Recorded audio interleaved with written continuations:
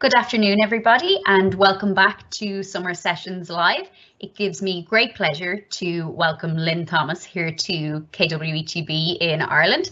So Lynn is tuning in from Ontario in Canada, and I would like to really, on behalf of all of us at KWETB here, Lynn, welcome you, but also thank you for giving up your time and coming in to share your expertise and knowledge, particularly around such an important area that accessibility is. So thank you so much. I'm going to hand over to you so that you can introduce yourself, but you're very welcome and thanks again.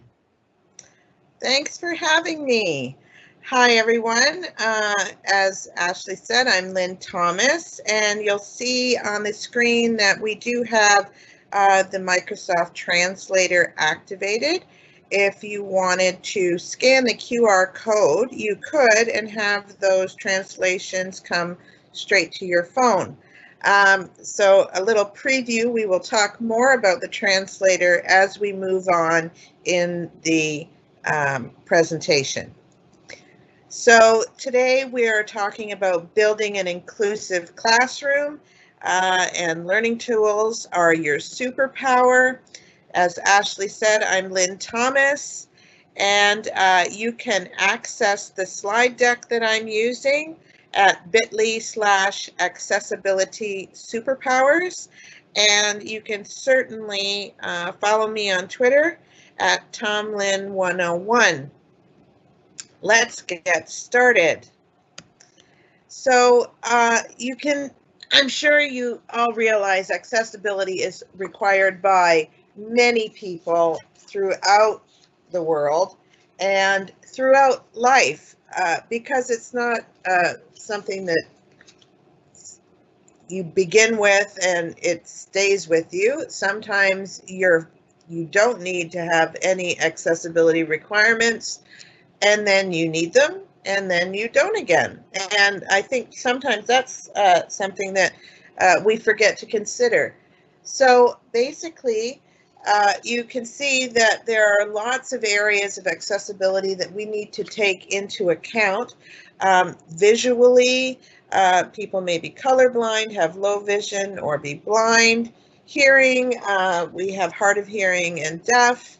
Cognitive abilities, autism, seizure, learning disabilities, speech impediments, or being unable to speak.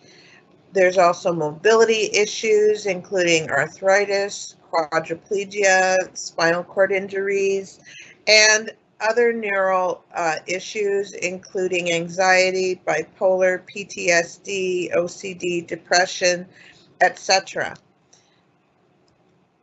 So today we know, I'm sure, that our classrooms are very diverse. 73% of classrooms have students with reading levels that span 4 or more grade levels. 72% of classrooms have special education students. So the demands are really high because so much instructional time can be lost trying to manage those needs and not actually getting to the teaching that we need to do and want to do. So the first thing that we can do is ensure that we create accessible content in the first place.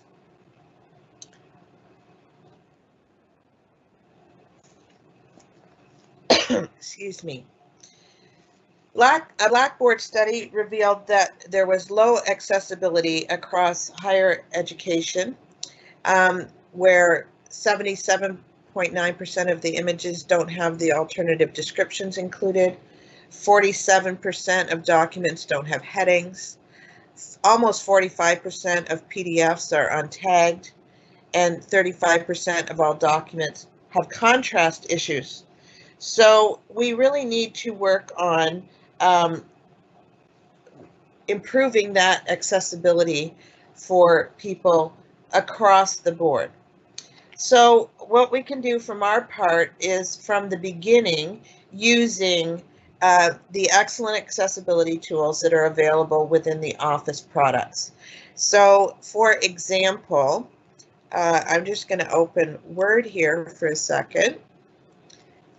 So you can see in Word, this is a blank document, but we can go to Review, and right here we have Check Accessibility. So the Accessibility Checker is something that's available in the Office Products Review ribbon, and it's available in multiple platforms, not just Word. But basically, it will look for common issues in documents that make them less accessible, particularly for those using screen readers and other tools to aid with visual impairment. For example, it will look for nested tables or color contrast issues, headings, word spacing, alternative text for images, shapes, smart art, etc. So all it takes is making that content accessible for everyone, and all it takes is having a bit of a new perspective. So checking accessibility in Word, you can do it also in PowerPoint, is something that is really very helpful. Okay, now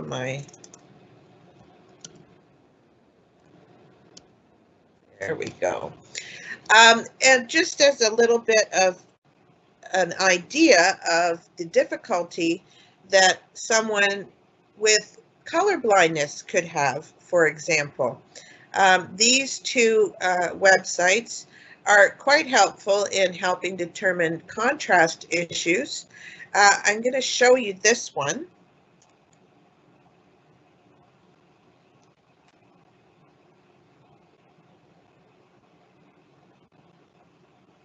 And hopefully it doesn't take too long to load. There we go. So this is called Colorblind World, and it helps us kind of see and take on that other perspective. So if you look here, are the slides going to work? We may not get to look here. Okay, so let's have a look here. What meat is the most thoroughly cooked? We move to slide 3. And are you able to tell? They both look pretty bad to me. And here we have where they look fine. So that really shows you if someone has color blindness issues, particularly in regards to red, that they're not going to be able to see that. What flasks contains a light pink solution? Again, are you able to tell? Well, this would be what it would be like for someone who is colorblind to red. And here we can see which one is light pink. Which of the following has a pink cell? Again, so you can see how it would be to look at the world if you were colorblind to red. Obviously, that's not the only color blindness, but you can see how difficult that would be. So I years ago had a student who was colorblind to red, and I remember distinctly, because I'd never had anyone with that issue before, her asking me to please not use red lettering in my slideshows because it just looked blank to her. So that was began my learning curve on being more accessible and taking on other perspectives when you might have different visual and other issues. So as I said, Accessibility Checker exists across many of the Office platforms, and accessing content and there are other ways that we can certainly help with accessibility. Obviously, we as teachers need to give feedback. So here we have some tools that we can use to empower students to process and construct their knowledge, and also empower us to give timely and specific feedback. So here we have a page in OneNote where I have some text posted, and you will see if I go to View, I can open Immersive Reader.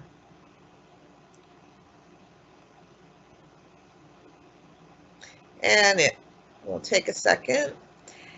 And here we have Immersive Reader opened. And you can see there are quite a few features of Immersive Reader. And here we can change our text preferences. So I could make the text much larger if I had visual issues. I can increase or decrease the spacing. So you'll notice this is how most of our text looks. And increasing that spacing makes such a difference. They have found actually in studies of languages where the text is naturally more spaced than English, that the reading fluency and comprehension is over 50% better. So just spacing out those letters really helps with reading. We can change the font, and you'll notice we can change the color background, which is really quite helpful depending on what the student requires, what the particular visual issue might be. Okay. We can also use grammar options. So we can turn syllables on and off, and you'll notice that it has broken up the multisyllabic words to help students if they are trying to sound them out. We can show normal.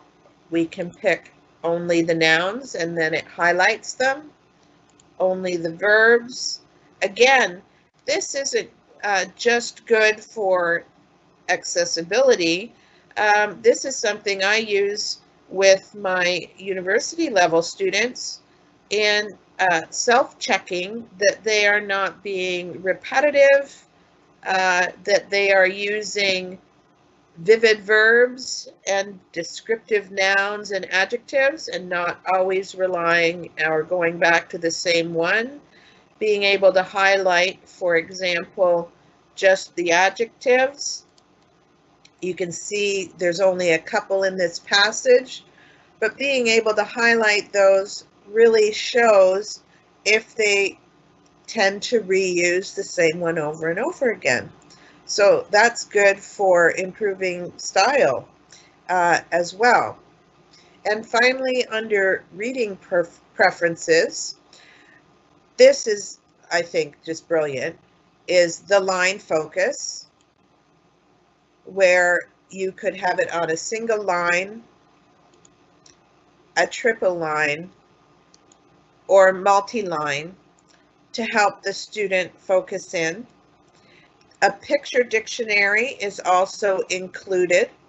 So if I click on music, it will show me what is music. It will tell me how to say food. Food. And I can even translate this into another language. So here we have it.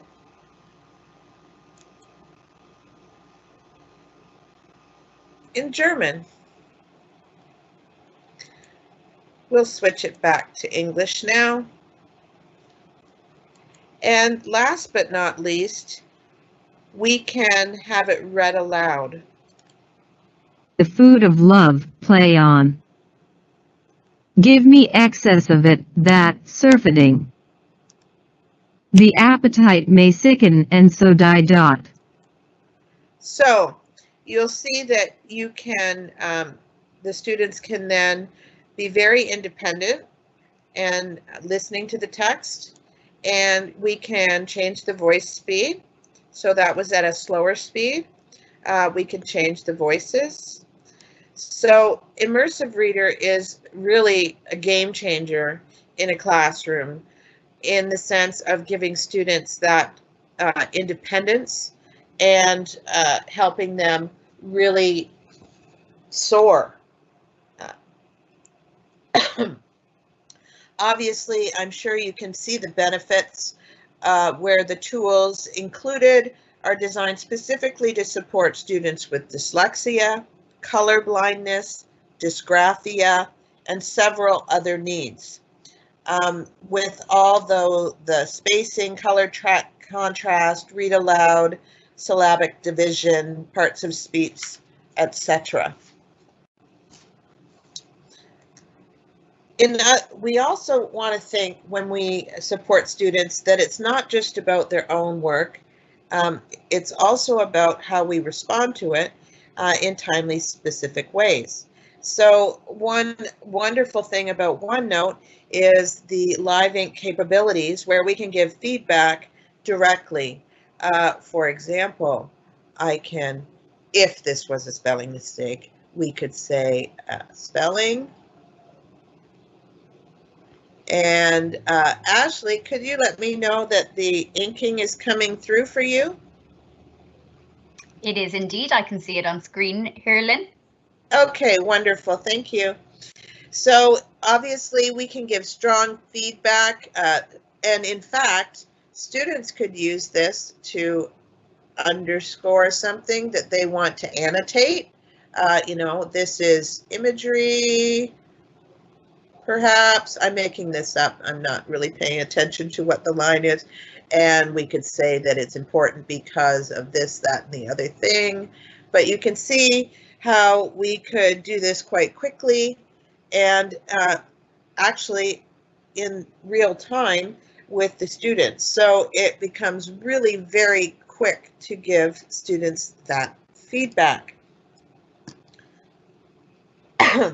The other thing that is really, I'm going to go back to my home tab, and the other thing that is really helpful is, excuse me, if we go to insert, let's say we were having students research. A lot of times students get distracted, but also it becomes very difficult and causes disorganization when they want to look at the text and then they have to move to a separate window to try and do research. So OneNote has Researcher built right in, so we could, the students now don't have to be flipping back and forth to different screens, which can become very confusing. And they, furthermore, they're not, going to go and look something up on Google and then get distracted by whatever is flashing on the screen, etc., etc. So let's have a look here. This also offers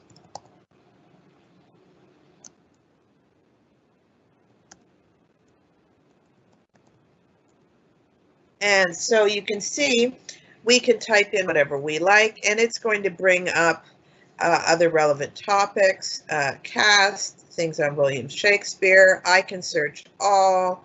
I can search just for journals or books or websites. So immediately it gives them worthy resources right from within their workspace, so they don't have to start opening separate web browsers, etc. So this is really very helpful for students, particularly I think of the students that I have that have attention deficit disorder, and this is really super helpful for them not to get sidetracked. Another really amazing thing is how text suggestions is another new feature that makes the writing process easier and less frustrating. So when turned on, you can receive predictive text options while typing across. Sorry, I should have moved my screen. Okay, so obviously you can see the writing support, editor and researcher in Word and OneNote. I want to show you in Word how we can use this, the text options, while typing across Office products. So you can use the tool to alleviate frustration with frequently misspelled words or words that they struggle to spell. So basically,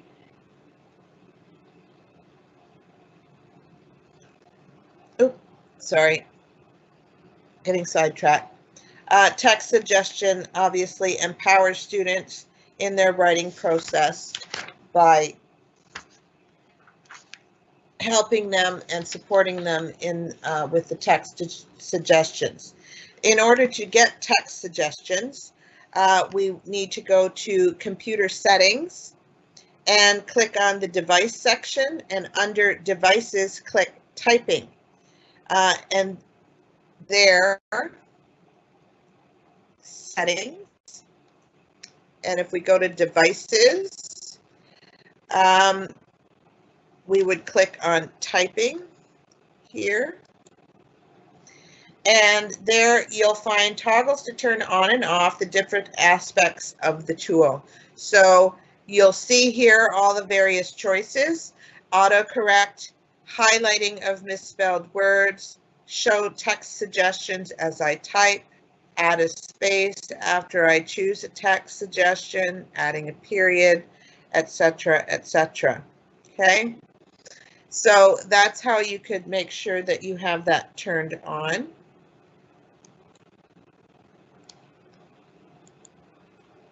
Okay, and I'm going to go back to my show.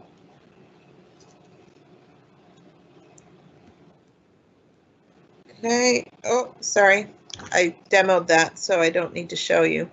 And as I said, we just went through this, so it can give you text suggestions, as you see on the screen in the slide.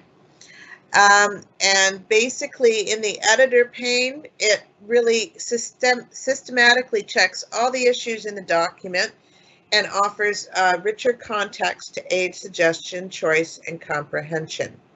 So you can see how it will show you issues in context for better accessibility. It will give you synonyms and read aloud, etc., and give you detailed explanations of writing issues and how to fix them, including some grammar issues. So that's really quite helpful as well.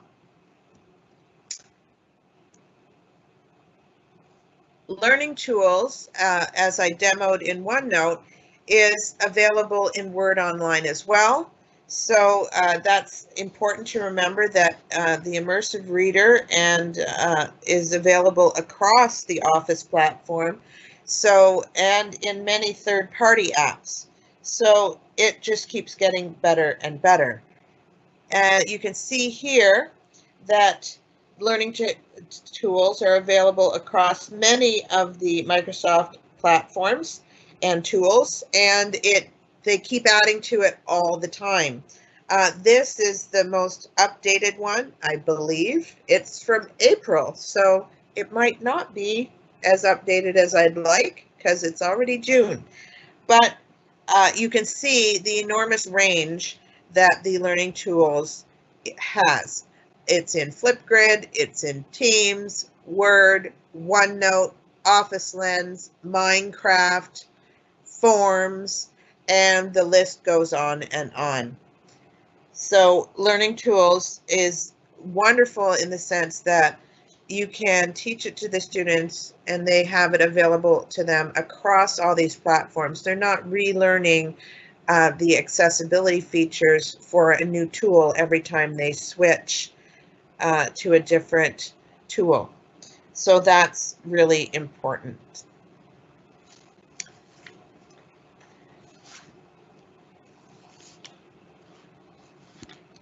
So, what kind of activities and support do you use for students who struggle with attention? I know we all struggle with this, so there's one trick I want to show you in Microsoft Edge's browser that can make all the difference for students who need a little extra help with engagement. So here I've already brought up this article on Tween Tribune on the Loch Ness Monster, and you can see that there's a lot going on this page. There's ads, and I'm sure you can picture various websites where the ads, might be moving as well. So that adds even another level of distraction. So there's a lot moving parts, a lot of words, etc., that can be distracting for the reader. So if we click on the reading view icon, which is up here and the right-hand side of our URL bar here, and you will notice that it instantly removes all those distractions. Pretty amazing, isn't it? So they are reduced tremendously. You can see the reader has also clicked on the learning tools in, the reader has also clicked on the learning tools in Edge. So we'll flip here and you can see the student is able to use learning tools. So here we can favorite this, we can add notes and annotate this. Ooh, I want to highlight this. A New Zealand scientist did this. Oh.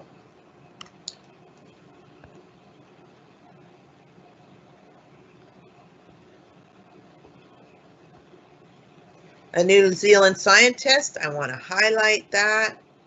Oh, I changed my mind. I'm going to erase it. I want to just copy this section here and clip it, perhaps. Maybe I want to add a comment so I can type, "This is interesting," and with my bad typing fingers.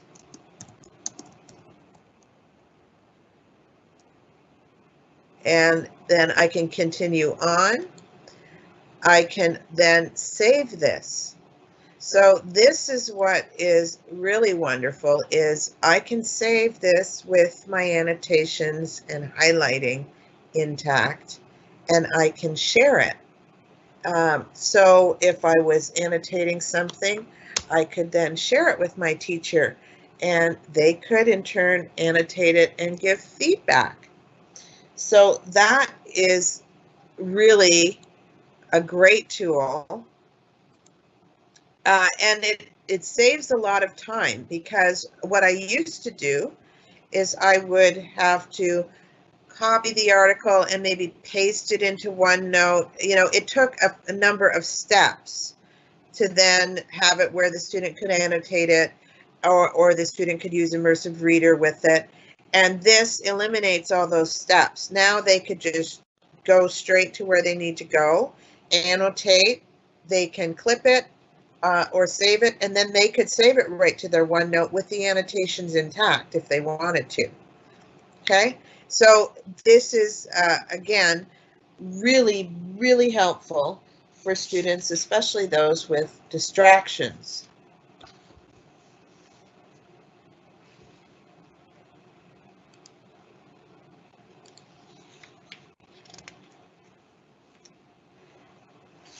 Dictate is another feature that is really extraordinary as far as I'm concerned. If we go to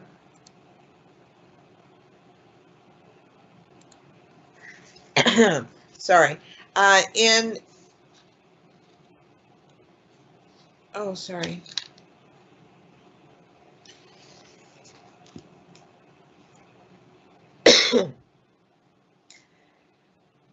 Whilst we're in Word, we can use the dictate feature by going to, sorry, I've lost it.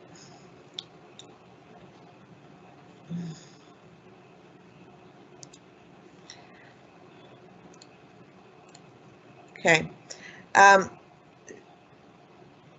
Somehow it's gone missing on my Word, it appears.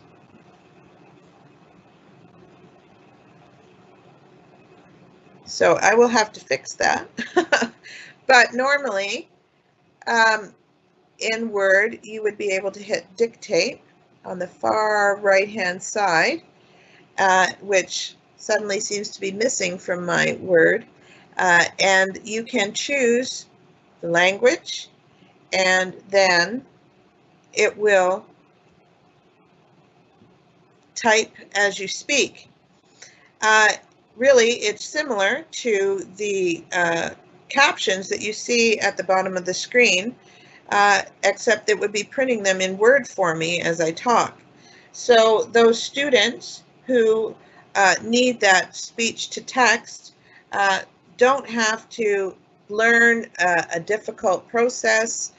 Some of the older support tools took a lot of training to be able to use. It took a long time for them to recognize the voice properly, and dictate makes that easy throughout. So it's on the home ribbon in Word, normally, as I said, sorry about my glitch, and it uses Windows speech recognition across your whole device. So you now have an integrated free system that supports learning and is built on the same AI voice recognition that I'm using to show you Microsoft Translator. So the students could talk aloud and it would be typed for them.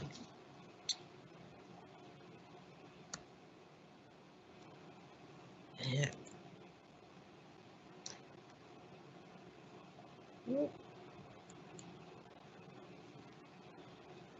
Here's a bit of a demo, since I can't show you.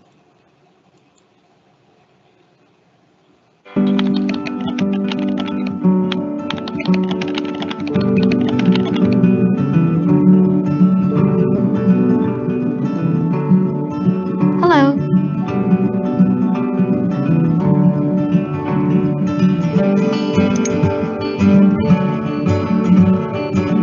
Last year, we saw a 20% increase in sales. Now, most of this is attributed.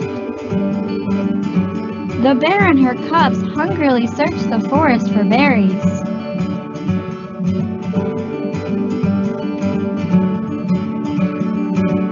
Awesome!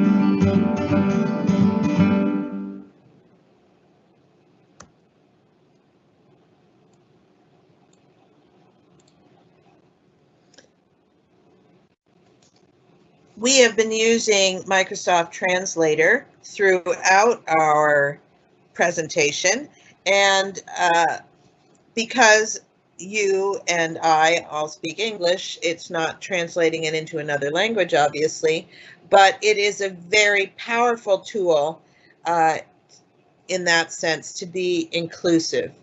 So basically, if you have more than 2 students who speak a language if you have a lot of students that speak another language, this can be a game changer.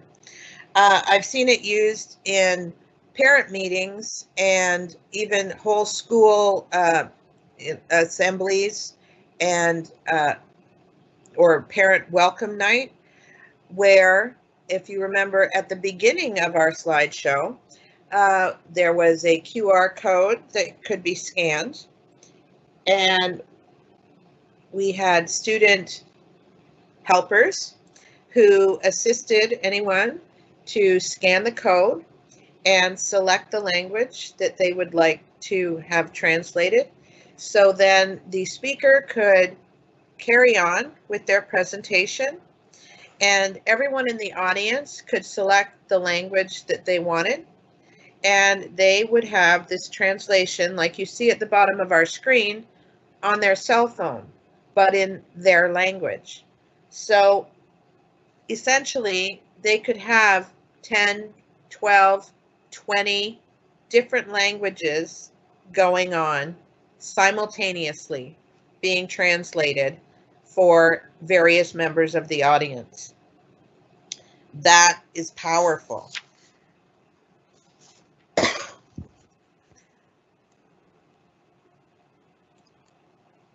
Let's have a look at this, and you'll get a better sense of what I'm talking about.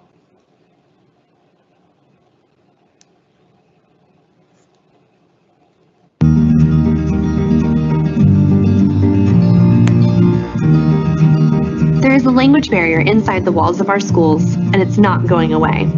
In fact, the volume of students who arrive in classrooms without the native language in their toolkit is steadily increasing.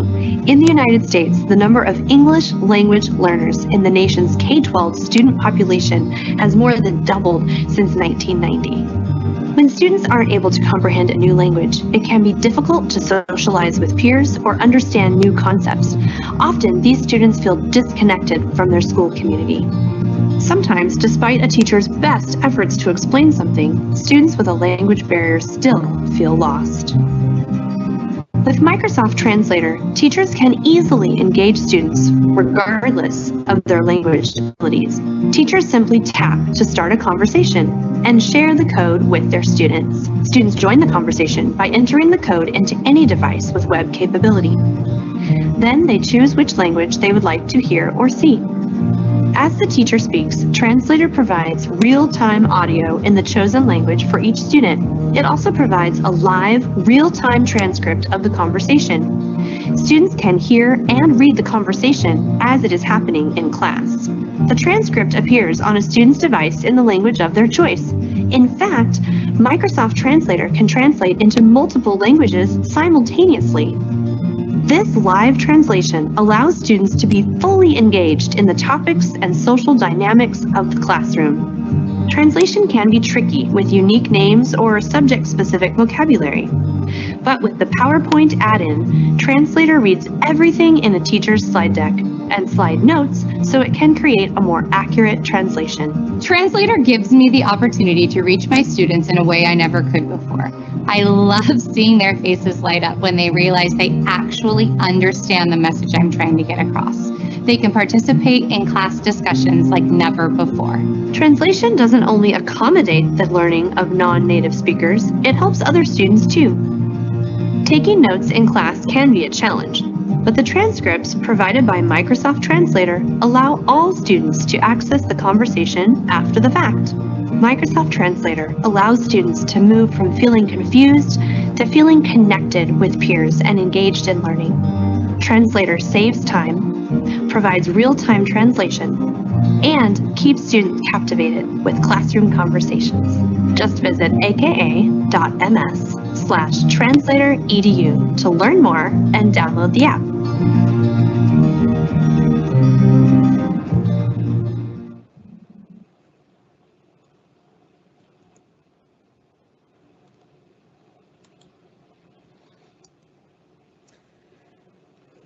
As was said, you can... Hi, I'm Jenna Fallbush and welcome to Patents TV. Today, I'm going to briefly discuss and demonstrate a free app across all platforms called Microsoft Translator.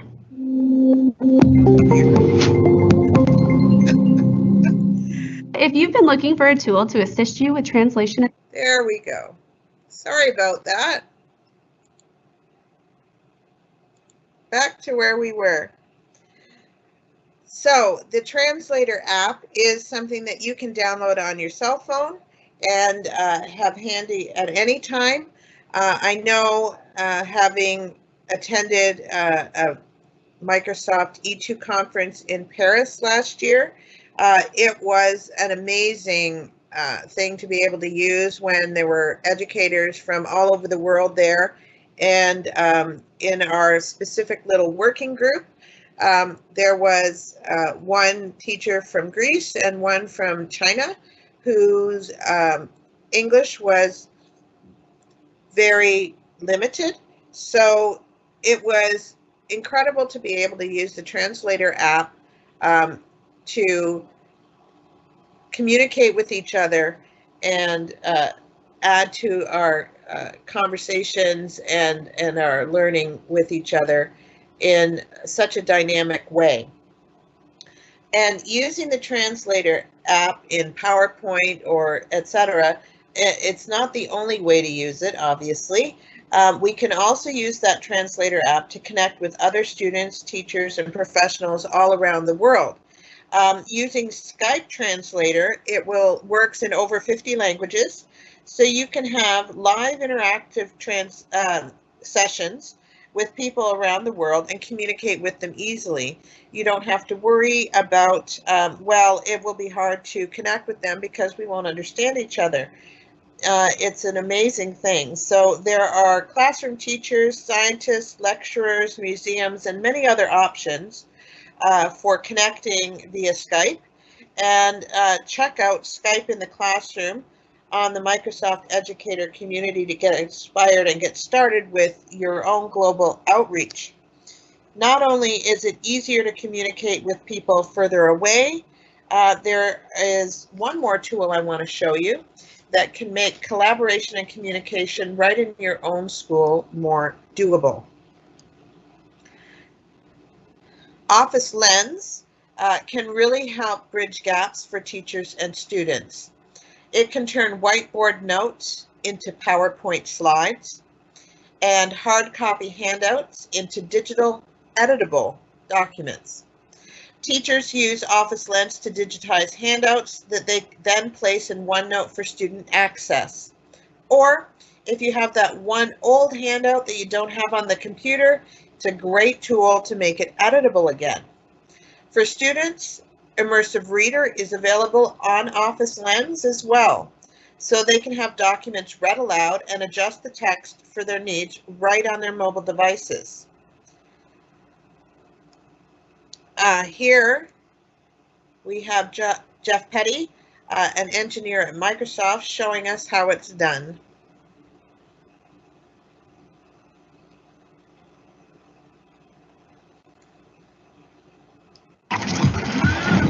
Coming up, I'm going to show you how Microsoft's learning tools are being included in Office Lens, Word Desktop, and Word Online. Learning tools help you make printed text easier to read and share, write and review documents, and be more productive on any device. I've downloaded Office Lens from the App Store and set it up on my iPhone. Let's start by doing some research. If you have a learning difference like dyslexia, reading from printed documents with small, crowded text can slow you down and make it hard to understand the content. Office Lens is a free app that converts images into text that's easy to read and share. Let me show you. I'm going to scan a document by taking a picture of it with Office Lens.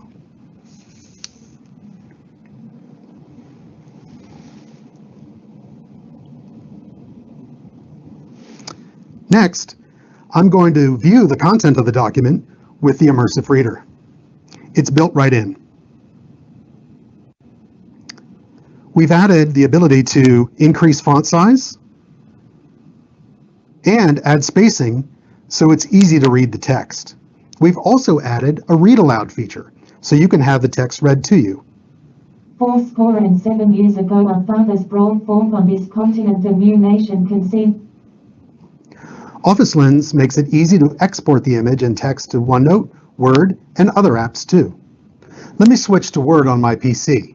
In this case, I've already authored some content for an assignment.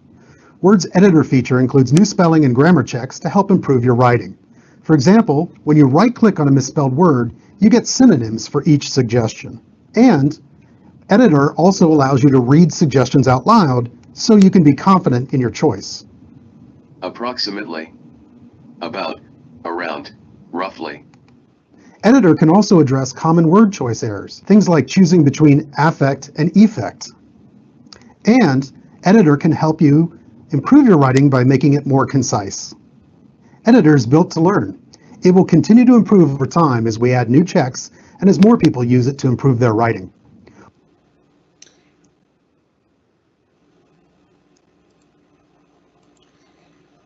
Normally I would have stopped at the end of the Office Lens portion, but because we had some difficulty with showing you Editor, it was really nice that it's included there. So the really cool thing about Office Lens is it's so useful. During school closures and the lockdown, there's been oftentimes where I have to send documents, and how do you do that? You could take a picture, but then oftentimes they're not very readable, you know, especially if it's something where, oh, I have to print it because I have to sign it, and then I have to send it back. And that can be really difficult if you don't have, you know, a updated printer, et cetera, et cetera. So it's been awesome in the sense that I can take a picture of that document, and if you noticed, when he took a picture, it instantly squares up whatever you're taking a picture of. So you don't end up with that really funny skewed looking picture, which you inevitably get when you try and take a picture of a document. So it gives you a perfect picture that's square, whether that be of a whiteboard or a document, and it reads the text. So it makes certain that the text is perfectly clear. Unlike just taking a picture of a document, oftentimes a portion of your text will be unclear or blurry.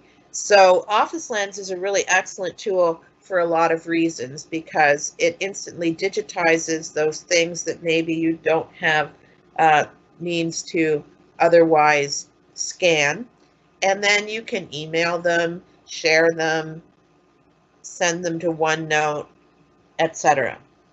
So that's a really convenient feature of Office Lens as well. That wraps up what I have to share with you today.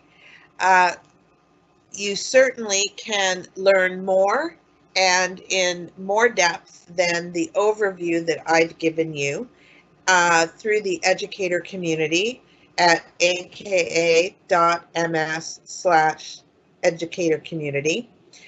Furthermore, if you are already part of the educator community, this presentation makes it that you can redeem this promo code for points for attending today's session. Thank you for coming, and I look forward to hearing your thoughts and your key takeaways over Twitter. Certainly connect with me, and I look forward to connecting with you. Take a minute to tweet your biggest takeaway from this session, and thank you for joining me today.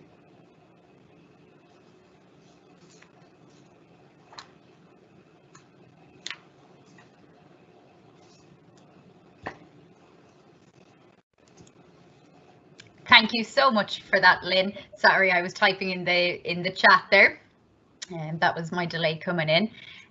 You know, fantastic kind of dip into all of the accessibility tools that are there, you know, to kind of rebuild or, you know, work towards building that fully inclusive classroom. Because, you know, I know for me, I don't feel like I'm an expert at it yet. I'm always just trying my best and trying to adapt things as I go. And I think it's important to be mindful of that. You know, it's not something that kind of kicks into place overnight. You just start to make changes to make your or build that inclusive classroom for your students or your learners. For sure, it does take a while to, especially if you're not aware of the various tools that can do these things for you. So that's what I really appreciate about the Microsoft Suite. Is the fact that Immersive Reader, Accessibility Checker, and all those other wonderful tools, the translator, are built across all of their tools. So it's learning something once and then being able to use it everywhere. So that's really been helpful for me, because it used to be, oh, I'm in this program, I need to use this. And then you had to keep switching, and that gets very confusing. And they're also really very user-friendly and easy to use. So it's easy to build it into your program to teach your students, and then they become more independent learners. And that is a really important key skill for them as they grow and learn and move forward. Absolutely, and I think that independence there is key, you know, particularly for any students with additional learning needs. You know, feeling that they can do it independently is really important. Yes. Okay, I have some questions for you. So the first one there is, I'm going to get you to give me the link to your slide deck again, Lynn. I wasn't quick enough to get it down and into the chat for people. Very sorry. Here, I will go right back to it. So I think it's bit.ly, isn't it? Oh, here, I thought I could, hang on.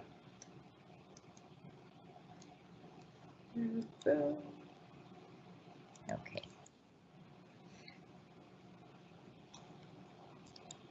Oh my. Okay, my screen just froze. So it's I can just about grab it from there, I think. bit.ly/accessibility superpowers, and capitalize each of those words, but it's no spaces.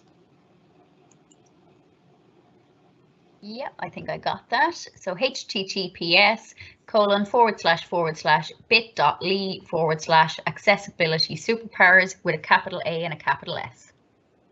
Yes. There we go. Thanks a million, Lynn. Don't worry about your screen there. Kind of, it's okay. Terribly sorry. At least it happened at the end. Yes, exactly. There's nothing we can do when these technical difficulties pop up. We just have to Yes, go with it. Yeah, I apologize additionally for, you know, Word. Suddenly my dictate is gone. It's like it was there yesterday. I don't know where it went. I'm wondering, anyway. Might that be because you were on a call, Lynn? Because you're a presenter here. I think that might be something to do with it. I'm just thinking out loud. Okay, yeah, it's hard to say, you know, but it would take more time to troubleshoot. So, absolutely. Needless to say. Quick one for you there. Do you have any of the references for any of the research studies about the languages with a more spread out text? Oh, I was remembering that from a seminar a couple years ago. I would have to dig for it. Ooh. Don't worry. There's no pressure there. I found one. Sorry. So I've shared that out. So don't worry. Okay. It's just if you had them to hand. If you don't worry about it at all. Okay. Yeah, sorry about that one, but the spacing makes a really big difference, particularly with students with visual impairments, but also dyslexia, because it becomes easier not to, the letters don't become smushed together, and so then it becomes easier to read. And so there are other alphabets. I believe Russian was one, that the alphabet and the text is naturally spread apart more than quite often what we see in English, and they have higher rate, better comprehension rates in general, and so they were linking that to the spacing factor. Brilliant. And I think as well, it does come back to, it sometimes can stop the letters jumping around on the page. It just gives that bit of space. Yeah. Okay, next one. Where am I now? Sorry, as I scroll through. So I have another quick one there on, you know, do you know anything about the comparison of kind of which would be better, whether it's Google Translate or the Microsoft Translate in the actual, I suppose, the functionality of it? Yeah, I don't, because I haven't used Google Translate very much. So as for which one perhaps works better, I don't know, or for more accuracy. I can only speak to Microsoft, which I have used, and I've been really quite amazed with, one, the speed with which it can translate and keeping up to someone talking like it does, but also it's pretty accurate. And PowerPoint, for example, as it said, I think it's built in now as opposed to an add-in, but I would have to double check that. But it automatically will read your slide deck, and then if there are unique terms, it will understand them, as opposed to trying to, learn them anew, for example. So it builds and learns as it goes, which is really quite astounding. For me, the big plus there as well, outside of, I suppose, within our district or organization here, Office 365 is our supported platform for that. But the biggest bonus for me, aside from that, is the immersive reader, and it being integrated across everything. And that's where, for me, I suppose Microsoft really comes out on top. The fact that, within Office Lens, you can snap a picture of a book and have it translated, to also kind of the immersive reader built in across all of the Office 365 products. It's about having everything in the one place. And again, I found the accuracy of the translation pretty accurate. Yeah, exactly. Myself included. I like how I can go into any Microsoft tool and I'll find translations and I'll find immersive reader, and they work the same across multiple tools. I don't have to relearn things.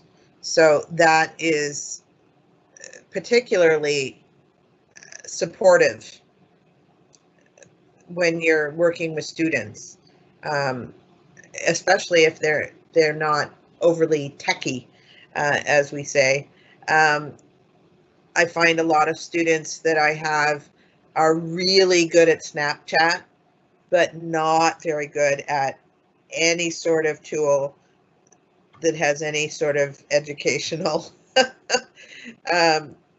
capabilities. So the building in, teaching them about the technology tools that can support them in their learning, it becomes so much easier when you just need to teach one tool and they can use it across multiple tools and platforms.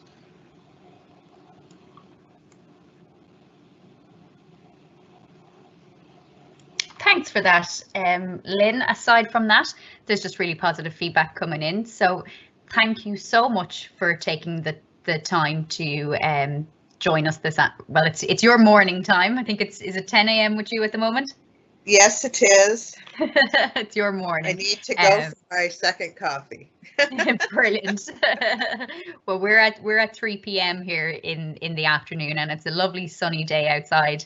After a couple of bad, kind of miserable days here with some rain. So I'm going to let people go off, but thank you so much for your time and for joining in this session. On behalf of all of us here in KWETB, thank you so much. Again, thank you for having me. I really enjoyed it, and I look forward to meeting you guys all on Twitter. Thanks a million, Lynn.